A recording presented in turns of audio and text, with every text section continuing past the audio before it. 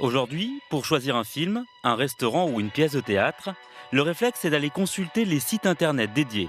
Là, outre les adresses, on y retrouve les avis de milliers d'internautes ravis de partager leur expérience, bonne ou mauvaise. Mais ce bouche à oreille 2.0 est-il efficace ?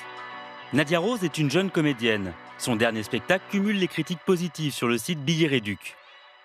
La vergeture, si tu veux le concept, c'est quand tu essayes de faire entrer Yolande Moreau dans Audrey Tautou. Il y a conflit. Pour l'humoriste, pas de doute, si elle remplit les salles, les avis des spectateurs n'y sont pas étrangers. Ce qui est sûr, c'est que le fait d'avoir une base comme ça, avec beaucoup de critiques, moi j'ai 1300 et quelques critiques sur le site, c'est une vraie carte pour moi, parce que les gens qui arrivent sur le site et qui veulent voir un spectacle qui fonctionne, j'ai des bonnes répercussions, j'ai des bons retours grâce à ça, et j'ai des réservations grâce à ça. Mais pour passer d'une salle de 100 places à un zénith, il n'y a pas de secret selon l'attaché de presse Mathieu Clé. Il faut être très exposé médiatiquement. Tous les artistes n'ont pas forcément de quoi se payer un attaché de presse. Donc, de toute manière, c'est la meilleure pub gratuite qui puisse se faire. Maintenant, je pense que décemment, quand on veut faire un spectacle et réussir et le médiatiser, se faire connaître d'un point de vue national pour vendre aussi, créer une belle tournée derrière, vendre des dates, etc., je pense qu'on ne peut pas se passer de la presse. Mais pour les professionnels de la critique, ces avis d'internautes sont-ils une concurrence face à leur expertise ? J'ai complètement reçu le spectacle différemment. Pour Thomas Hervé, chroniqueur dans l'émission Ça balance à Paris, diffusée sur Paris Première, la réponse est non. Quand vous avez un critique professionnel, vous savez qui vous parle. Vous connaissez la source. Alors que lorsque vous avez quelqu'un du public, vous ne savez pas si c'est vraiment sincère et vous ne savez pas ce qu'il pense d'habitude, quels sont ses goûts. S'il existait un truc, une appli extraordinaire dans laquelle on serait sûr d'avoir le bon avis, il n'y aurait plus de monde, il n'y aurait plus de subjectivité, il n'y aurait plus d'art. Par définition, l'art, ce sont les avis contraires. Et donc allons-y, mais qu'il y en ait encore plein, moi je pense que ça ne va pas du tout nuire. Au contraire même, je pense que plus il y en aura, plus il y aura du public qui s'exprimera, et plus la critique, entre guillemets professionnelle, dont c'est le métier, aura une légitimité. Mais il y a des secteurs plus sensibles que d'autres à la critique. La restauration par exemple.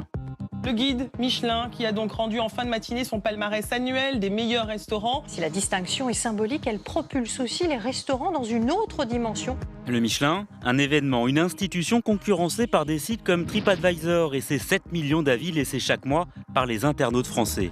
Mais ce n'est pas un gage de qualité pour le critique gastronomique Perico Légas.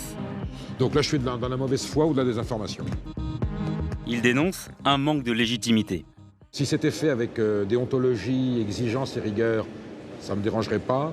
Souvent, je constate que ce n'est pas vrai. Non seulement je ne soutiens pas ce genre d'initiative, je la combats et je recommande aux gens de ne pas se prêter à ce jeu parce qu'ils feront beaucoup de mal à la restauration.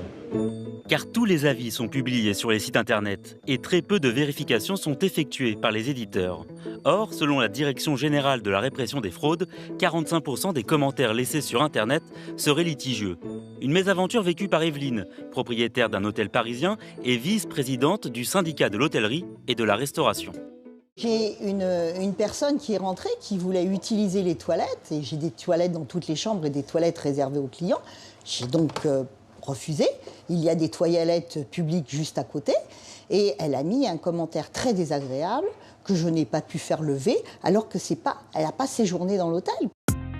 Alors, quelle crédibilité accorder à ce qui se raconte sur le net ? Quelles assurances peuvent apporter les éditeurs sur l'authenticité des avis laissés ? Chez Allociné, la meilleure arme contre la fraude, c'est l'effet de masse.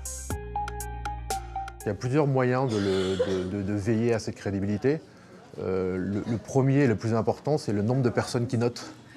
Il y a, je vous le disais, plusieurs dizaines de milliers de personnes qui notent chaque film. Donc ça rend l'objectivité de la note beaucoup plus facile. Et c'est la meilleure protection qu'il y ait beaucoup de personnes qui notent, qui est le cas sur Allociné. Reste que sous le poids des critiques, certains éditeurs ont décidé d'agir. TripAdvisor, par exemple, s'est doté d'un logiciel pour traquer les commentaires truqués. Résultat, le site américain annonce aujourd'hui contenir moins de 10% de faux avis.